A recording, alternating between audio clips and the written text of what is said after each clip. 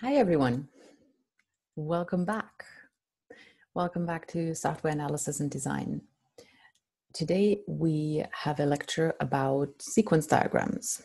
And we're going to start with checking in. So just take a moment for yourself. Where are you? Are you here? Or are you still with the last thing that you did or with the to-do list for the rest of the day? How do you feel right now? Are you rather calm in your body? Are you frustrated with something? Are you anxious to get it done? Are you happy? Just notice. And then how busy is your mind right now? Are you centered and ready to go? Or is there still a ton of stuff circling around? Again, just notice and then take a deep breath. And then feel your body. Just be there. And then focus behind your eyes. Be right here. Cool. Let's get started. So for today, what we're going to look at is a little bit of software documentation, and I'll explain in a second why. Then behavior models. Today we'll talk about sequence diagrams and how to develop sequence diagrams from use cases. And I'll have an exercise at the end for you. So for the software documentation, in a lot of the assignments I put out, I ask for an explanation of your design, of the thought process, of why you think this makes sense and how it actually works. And then what often happens is people ask me, or don't ask me, what do you mean by rationale? So we're going to look at what a rationale really is, like the explanation of your design. What does that mean? Because what I often get is that the description of the rationale that is submitted is rather minimal, or it is pretty shallow.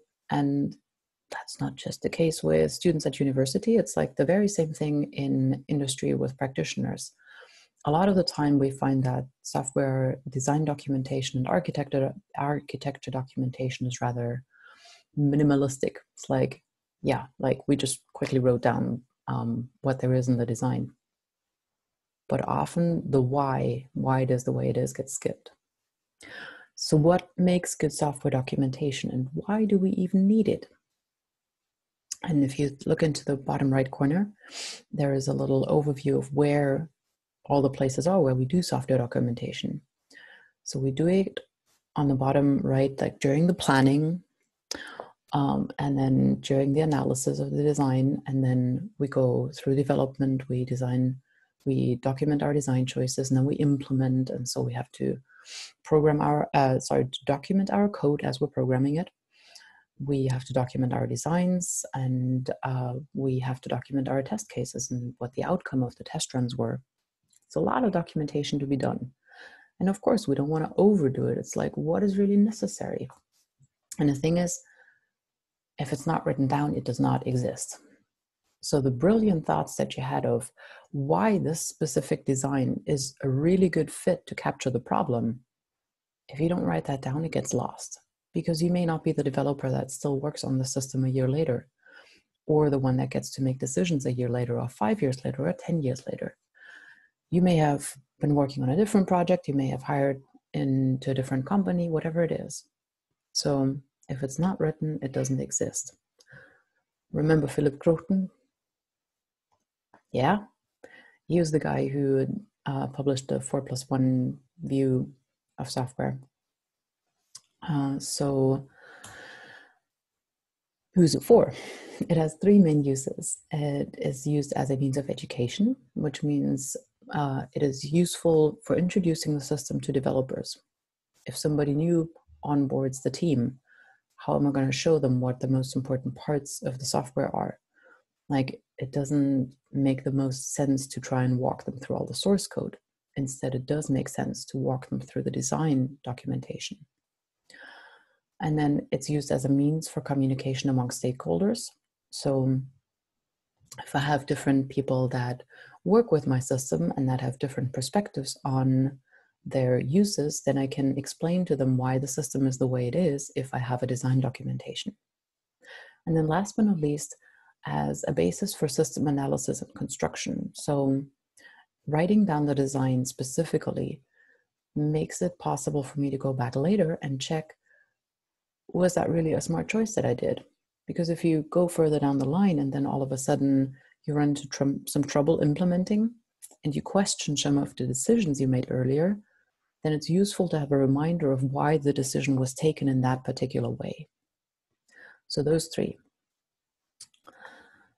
And then how do we do this? What are rules for good software documentation? We're going to try and write from the reader's point of view, which means keep your audience in mind. Are you writing this for a developer on a technical level? Are you writing this for a stakeholder who is not as deep in the technical details? Avoid unnecessary repetition. We sometimes have the feeling, wait, I have to talk about this design again? Like, isn't that kind of repeating myself? So be very conscious of those thoughts. And yep, it's not about repeating yourself. It's about writing down what is necessary at a given point in time. But we all know nobody wants to read more documentation than necessary, so let's not write more than what is useful to the people who may read it. Avoid ambiguity, explain your notation. So while in this course we use standard UML notation, if you deviate in any way from that, it's always good to note that, especially if you put on little UML notes that explain something. Always good to add a little extra explanation for them. Use a standard organization of your documentation. So just follow the standard IEEE or ISO standards that help you keep your documents organized.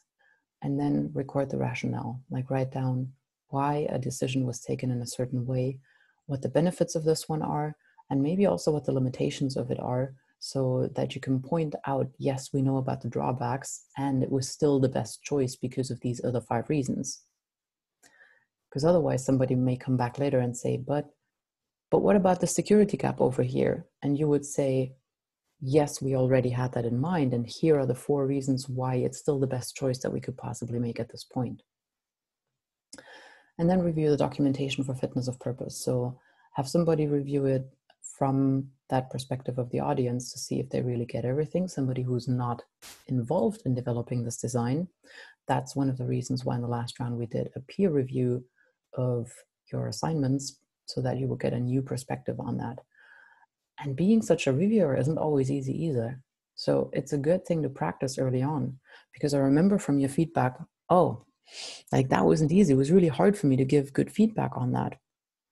I know that also comes with the time constraints, but in general, giving feedback is not easy. Like you have to think through the whole thing on a new level, and you have to work with somebody else's ideas who may have a completely different thinking process than you do. Questions so far? Hit the pause button. Check if this resonated. And then specifically in this course, I said we're going to be using the UML. So that is our standard way to model the architecture and the design of the system. And that is going to help make it easier for your audience to understand what you're modeling here. Also, keep in mind that 4+1 views model that gives you different views onto what's going on. Some of them are more suitable for some stakeholders and others for other stakeholders, and also for different phases of development. That is why we have different options to model all this content. And then for the specifics that we are currently looking at, we look at the behavior diagram. We recently did the structure diagram and the class diagram. Now we're looking at state machines last week, sequence diagrams, now activity diagrams next. And that's what we work with.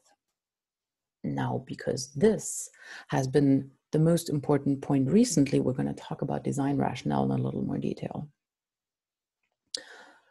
It is defined as it expresses elements of the reasoning which has been invested behind the design of an artifact. That's the definition by Shum and Hammond from 1993.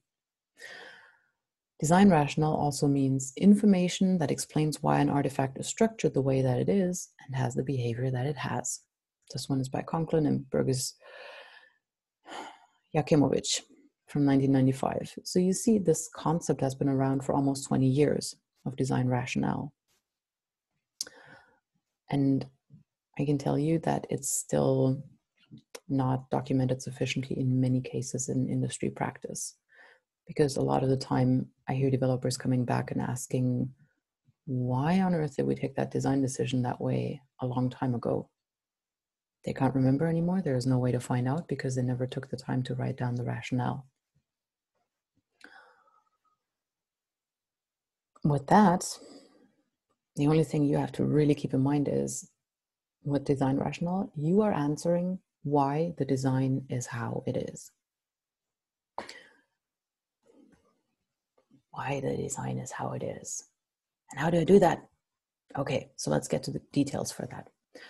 The design rationale is the explicit listing of decisions made during a design process and the reasons why those decisions were made. Its primary goal is to support designers by providing a means to record and communicate the argumentation and reasoning behind the design process. It should therefore include the reasons behind a design decision, the justification for it, the other alternatives considered, the trade-offs evaluated, and the argumentation that led to the decision. So if you think back to the amusement park example, you want to justify, for example, why you decided to have explicit users modeled in your system for the cashiers. You could say, oh no, like the system doesn't need a cashier. Like that doesn't really matter. It is irrelevant to our stakeholders who sold specific tickets to which people. We are not tracking the performance of our employees. So depending on the company culture in a specific country, tracking the performance of an individual employee is something that is done a lot and that is used in their performance reviews every year. Or it is something where like, oh, no, that is completely not okay to really track the individual performance. Or you just choose not to keep the system simpler. Or you decide, no, we actually do need a cashier in that system because we want to be able to track which cashier sells which kind of tickets to whom. And then we can get back to our employees and ask, well, like in which cases were you most successful? And and then understand how they work with the customers as they come in and maybe find out how can we be of even better customer service and use the system to help in investigating that and using the metrics for that. And either way, you want to document that decision and not just be, here's the design.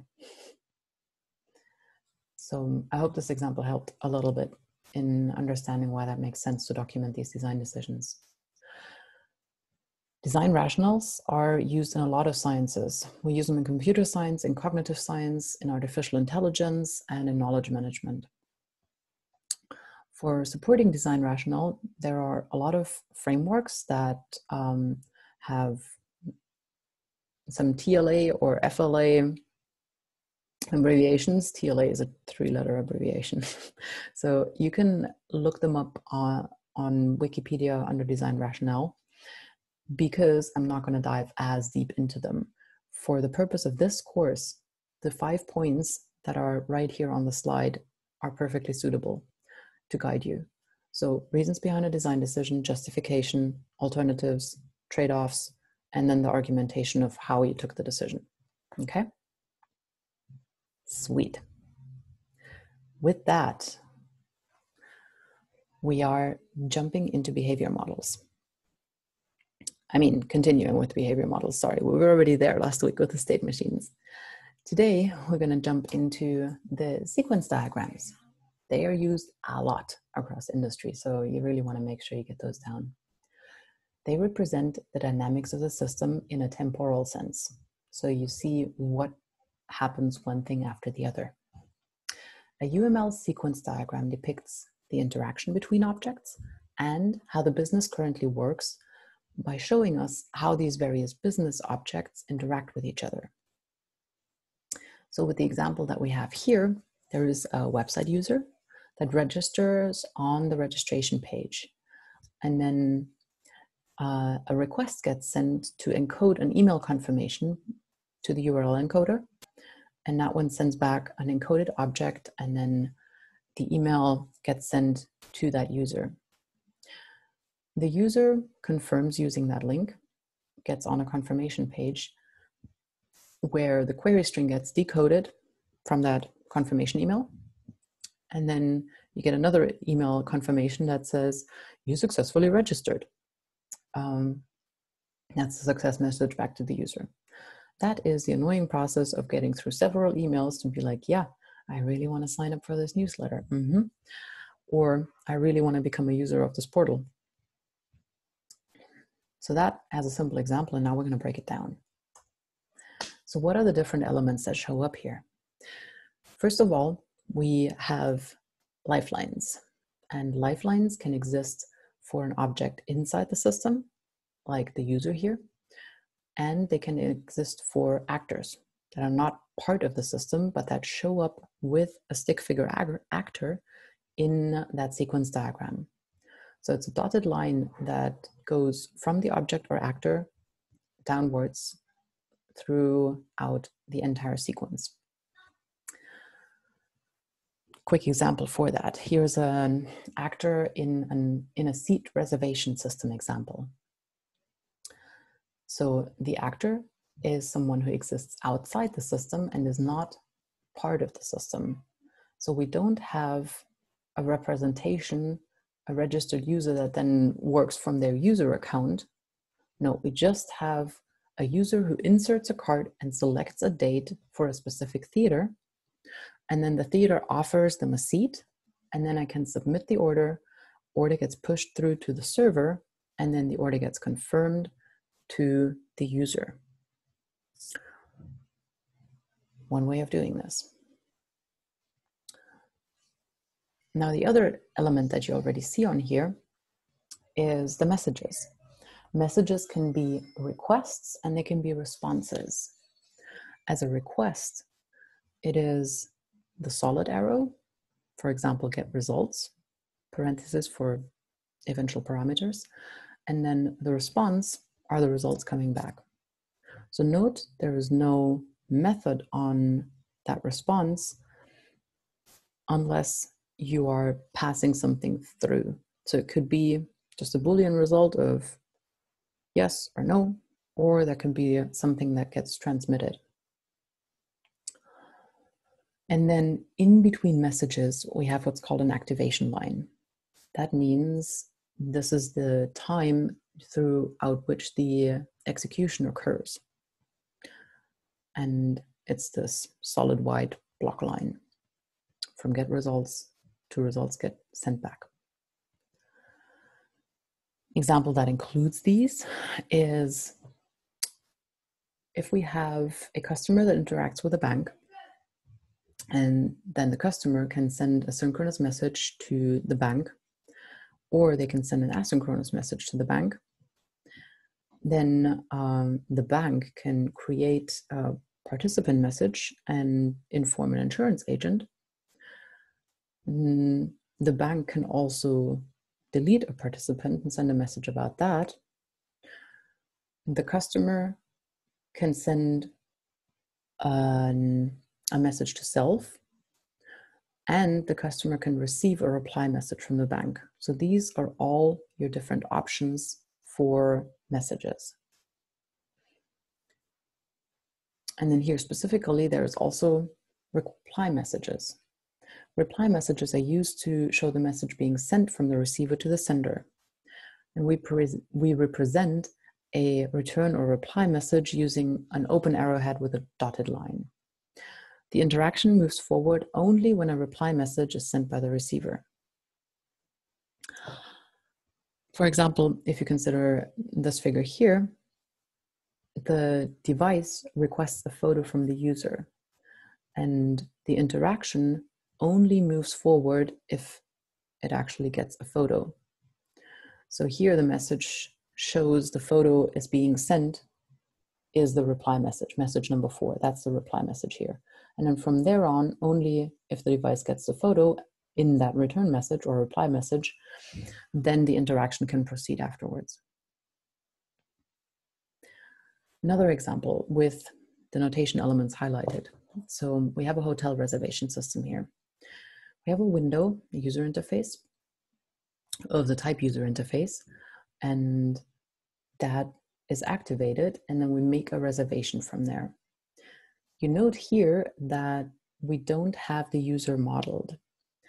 This is one of the can be's, doesn't have to in sequence diagrams, and I prefer to have the actor there because I prefer to have things explicit.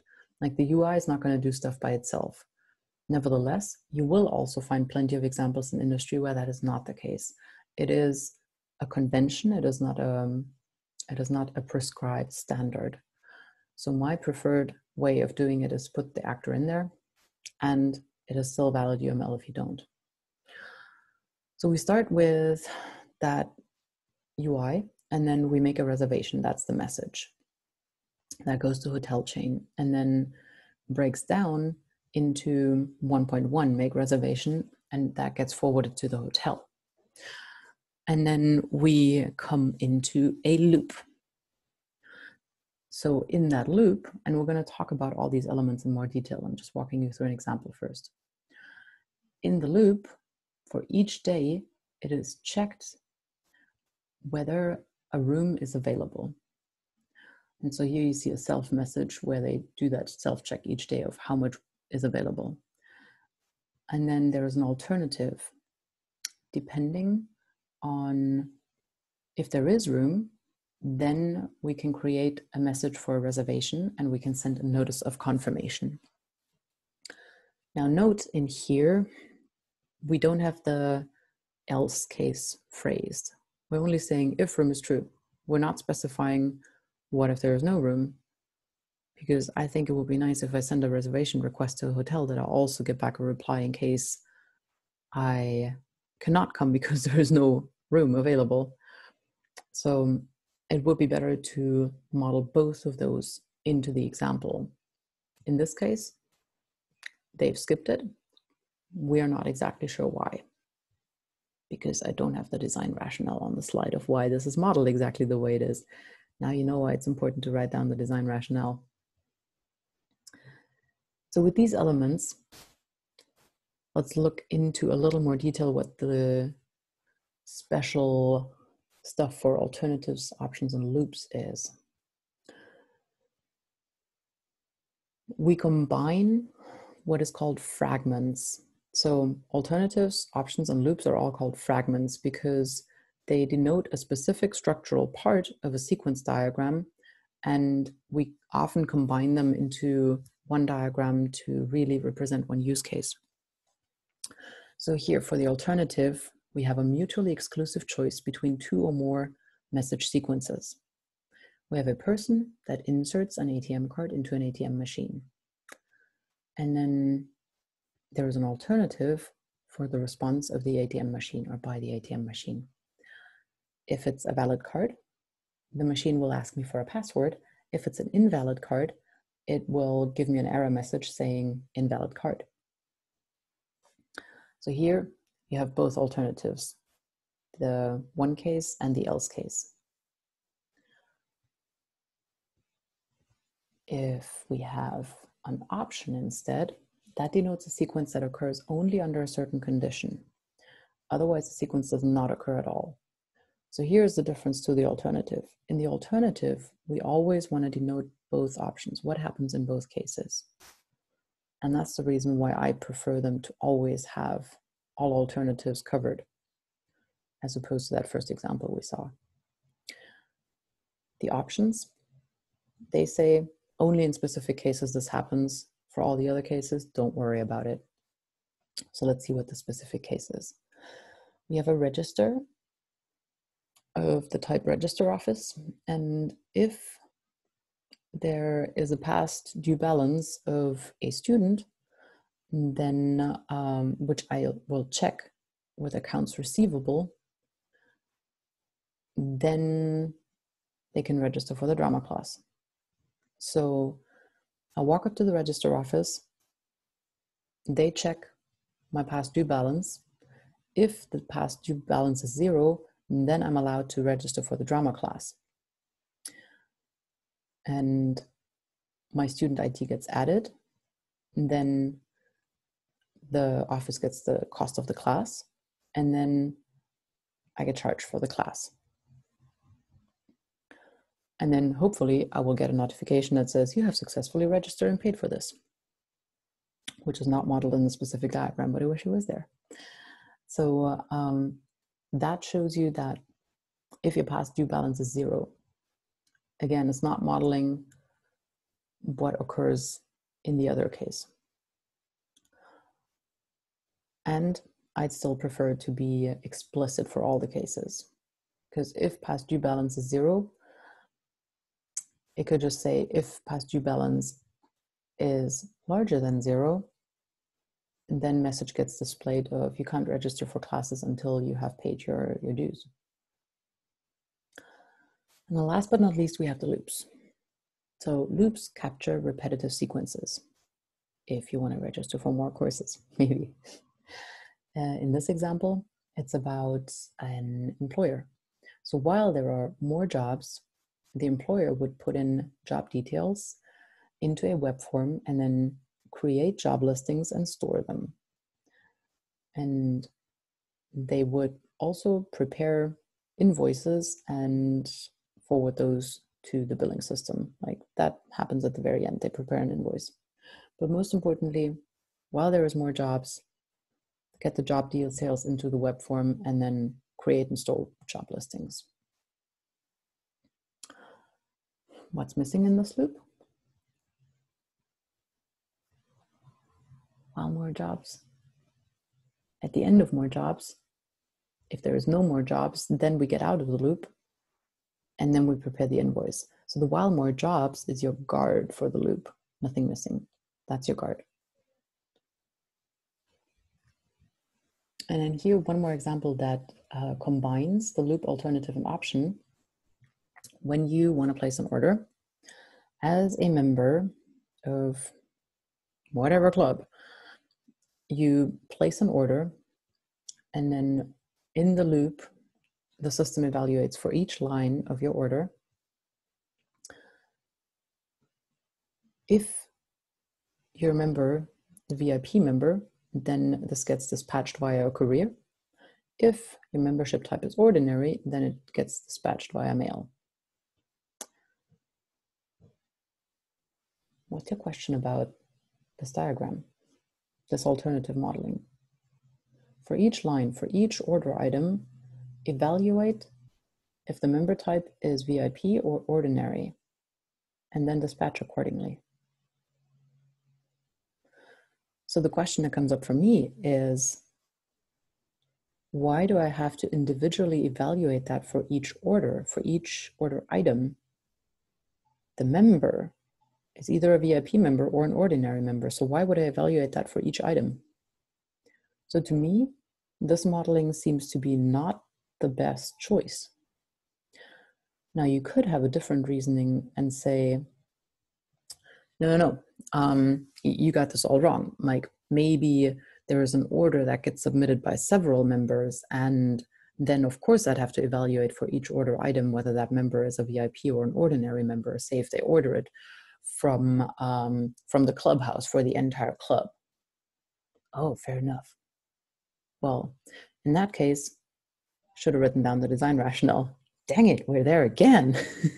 So I'm saying that there is a perspective where this diagram may be the best answer, and there is a perspective where there may be alternatives that would call for something else. So just remain aware of that as we're talking about these examples. If questions arise from your side about, wait, but if X, why not Y, Z, independent of the letter, you get what I mean. So it's normal that questions come up because there usually are several ways to design and model something. And this is a part that is really unsatisfactory for some people taking this course, that there is not always a clear yes or no answer, and that there is not one correct way of doing these things because we're designing. And that's just what it is. Sorry. And then when we're done with iterating through these order items, then we can confirm and send a notification. That is an option at the end if it needs confirmation. If it doesn't need confirmation, I don't know, maybe one click buy, but even one click buy usually gets a confirmation. So again, missing design rationale. However, there's the option to confirm. And then a couple more things that go beyond the basics is references. So what do I do when I run out of space in my diagram? So I have a customer here that wants to withdraw cash, and I have an ATM teller, and then I get the balance, and then the bank looks up the account number and I get the balance back. And you see this frame in there that says ref. So what that does is it refers to another diagram that says there is a diagram that's called balance lookup account number and returns a real, and that is specified elsewhere. And there can be several reasons for it. On the slide, we can't pack too many details into the diagram because otherwise you're going to have a hard time seeing it. But even if there were more steps in there, at some point your diagram may get to full, and then you can choose to instead specify a subpart in a different diagram, or balance lookup could actually have been implemented by somebody else, so it wasn't even your responsibility and you're just using that interface. So this is also a way of how to refer to an interface instead of going into more details of how that happens internally. So this diagram is white box. However, that part, that reference part, is again a little black box inside your white box diagram because we don't know what the balance lookup looks like in detail inside. And then the same for the option at the bottom. If balance is larger than amount, then that needs to get looked up for the debit account.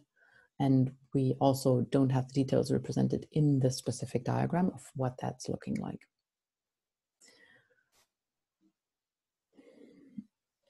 One more example here to round that off. There's an emotion-based music player. So a little description of what we're doing here.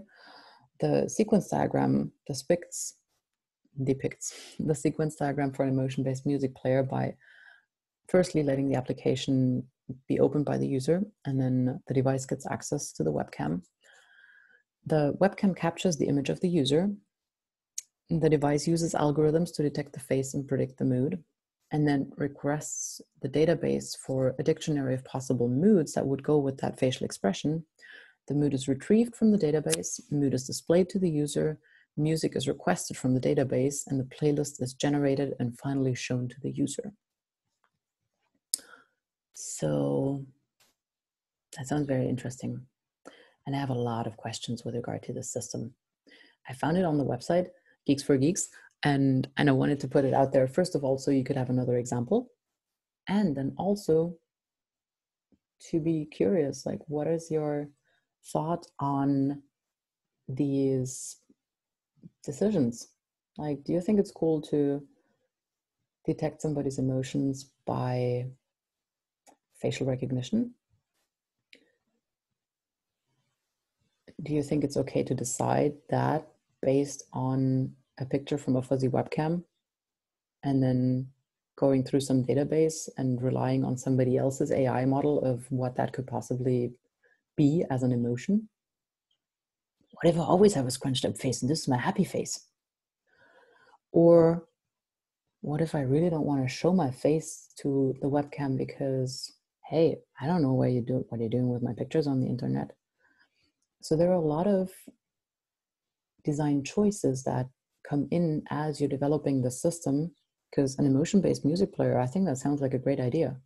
And it brings with it some ethical choices and some privacy choices and some how much can I trust and rely on a certain piece of analytical equipment, talking about the AI part and the detection of the mood. So all of these questions come in for your design, and those are also what you have to specify in your design rationale. Like, why is it okay for you to take those decisions? And a lot of the time what I've seen in software design courses is that those are not thought about enough. When I come talk to you, about why you took those design decisions, then you often even tell me, oh, yeah, so here's what we're thinking about that, but you didn't write it down. And sometimes I come to a team and they're like, oh yeah, we didn't think about that at all. And the only thing that really doesn't count is if you tell me, oh, but this is just for a course, this isn't a real system. Yeah, no, that doesn't count. You know why? Because in this course we're practicing for real life. Otherwise, why would we even bother to do it at all? So with that, just a little reminder, design choices are your responsibilities, and take those responsibilities seriously. So let's see. Beep. A longer example of how to deduce them. Deduce the sequence diagrams from use cases. So runner and health tracking app, a fairly simple one. It measures your blood pressure and it has a running tracker, and you can converse with your general practitioner, with your doctor. And the learning goal for these next few slides here is to understand how to get from black box to white box modeling. Like, where does black box end and where does white box start, and what does that even mean? So in the use case diagram, which you're fairly familiar with, of that health monitoring system, we have the 3 use cases of measure blood pressure, send the health log to doctor, and measure distance. We do that with the watch. On the right side, you see the other systems that are modeled as actors interacting with your system. And then you have a use case specification, and that says measure the distance. Runner wants to measure distance from A to B, and the basic flow is that the use case begins when the runner starts measuring and starts running, and the phone shows progress. The runner runs on. Display shows distance 0 kilometers. And then the runner reaches B and stops the measuring. The display shows final distance and the use case ends. There are a couple of alternative flows to that. At A1, the app is on from previous run. The runner then resets the trip value and the use case resumes from number 2. At 3, another alternative flow, the runner stops for so long that the app turns off the measuring. Use case aborts. That's when you come back home and you're like, dang it, why did me eating an ice cream halfway through my run stop my running? I still ran off all the calories afterwards. Me, okay.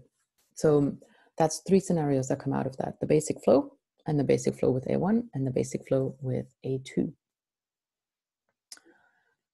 So what happens with that measuring distance? This is where the magic happens.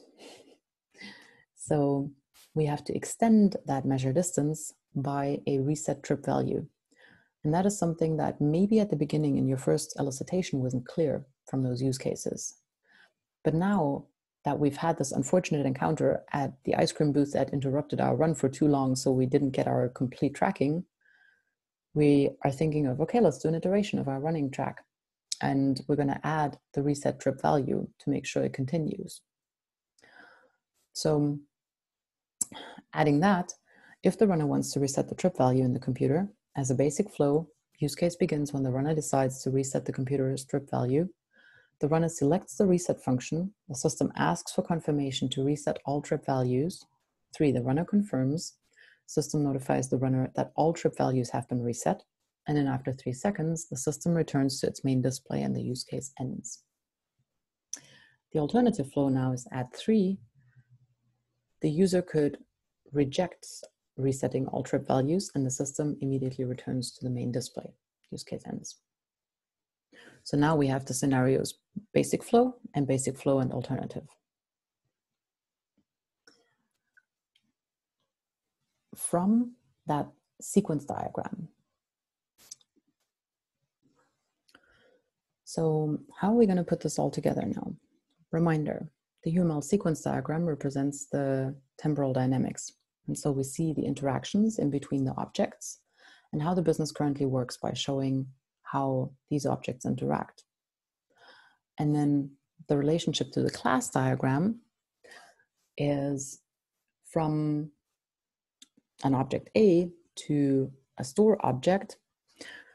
You see how these different steps in a use case scenario, add 1, add 4, add 6, get, and then return X, set the value on the running app, confirm that you still want to continue running after you had your ice cream, get my final mileage for the day.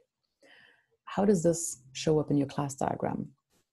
So on the right side, you see that store example where you have the add method and you have the get method. So all the methods that you use in your scenario, or that you mentioned there, like the resetting and the continuing the run, those have to show up in your class diagram as well, in either a private or public version and with a multiplicity attribute, if that is the case. And how do we then link those to the sequence diagrams? So a software design should include a sequence diagram for every use case to illustrate how a use case is implemented. So you have your use cases view on the left with the 3 use cases, eat, sleep, and play. And then on the right, you have a behavior view of sequence diagrams for each eat, sleep, and play. And we see that eat and sleep are modeled such that only Eve can sleep, but only Adam, no, the other way around. Only Eve can eat and only Adam can sleep. So those get modeled, and then both of them participate in the play scenario. So both of them are involved in that use case as actors. So if you have a use case that says both the doctor and the runner look at the health data together, then they would also both show up as lines in that sequence diagram. And an analysis sequence diagram illustrates the collaborations in the domain. So again, those can be used to show some implementation details, but also early on to just detail part of your domain analysis. So what is now the difference between black box and white box when we talk about interaction modeling? Because we know the sequence diagram, as well as the activity diagram that we'll look at next week, are talking about the interaction in a system. So the black box model for mobile telephony is at a rather high interaction level. The orange line here denotes the system boundary. On a high interaction level between the caller and the callee, there is just mobile telephony in the middle. And my use case says, me as a caller, I can call the callee. The white box model is more complex. The white box model shows us what happens inside that system boundary. So we have a mobile phone, and then we have a radio base station. And that has some internal interaction with some other elements, namely to radio network controller, to public switch telephony network. And then there is another radio network controller on the other side, and the radio base station on the other side, and a mobile phone on the other side, and then I get to the callee. So there's a whole lot more detail in what happens in between. Now, if I talk to not so technical users who are not part of the development, they are not even interested in that white box model, which means with most of my users, I will only talk about the black box model version of this. And that's why you see such a lot of stuff that you feel you're kind of familiar with from requirements engineering, because requirements engineering is all about the black box model at the start. And then you have to reanalyze as you go deeper into the design. And then in the white box model, that's where you talk to your technical people and to figure out what the dependencies are, what the constraints are, and so on and so forth. So the black box looks at the system as a whole. There is no knowledge of internal workings. We know only inputs and outputs. In the white box, your internal workings are known. So this one, sequence diagram of a caller, and then there's mobile telephony in the middle, and then there's a callee on the other side. Is this sequence diagram showing you a black box view or a white box view? If you're not sure, hit pause and reflect for a moment. Okay, here comes the answer. It's a black box view, because we don't know what's going on inside. This one, mobile phone, radio base station, public switch, radio base station, mobile phone callee, black box or white box? Yes, white box. Now we know the details of what is going on inside. This model, the health monitoring system, measure blood pressure, send health log, measure distance, black box or white box? Yes, black box, exactly. And then a couple more special elements. So loop frames, also called fragments. You have your expressions at the beginning, and then for the guarding, for example, loop from 1 to 10, or loop for each item in the shopping basket, or loop until the sun goes down. Those can be your expressions. And then that's how often these messages in between happen. So remember that as you go into either your black box or your white box design. Parallelism frames are another special. So you have an expression of when these happen, and then it says, if this expression is valid, then it's M going that way and N coming back. Otherwise, in parallel, there is also happening O going across and P coming back. And so that frame is an abbreviation for all the following traces that you see at the bottom. So there are 4 sequences that happen at the bottom that could be the case. Do you see any more?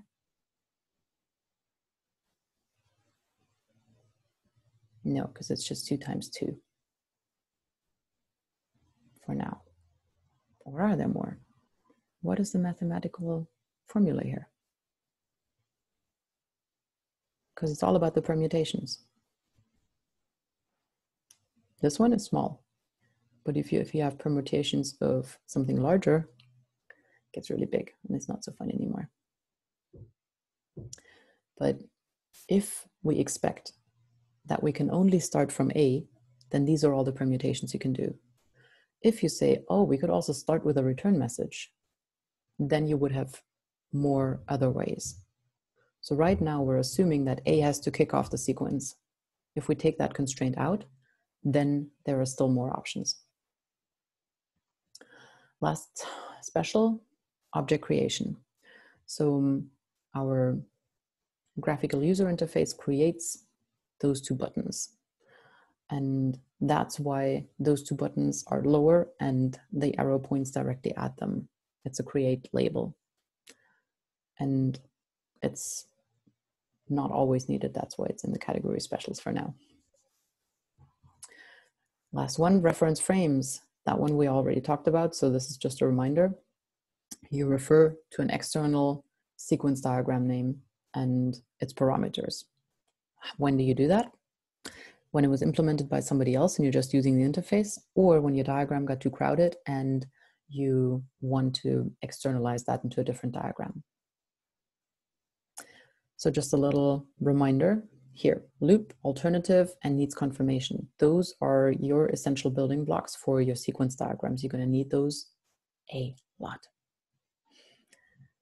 And second reminder, you also have your options and you have your references. So the references, other people, and interfaces. And does the cache come back at the end? You sure? What if there was no cash in the bank? And what if I've already overdrawn?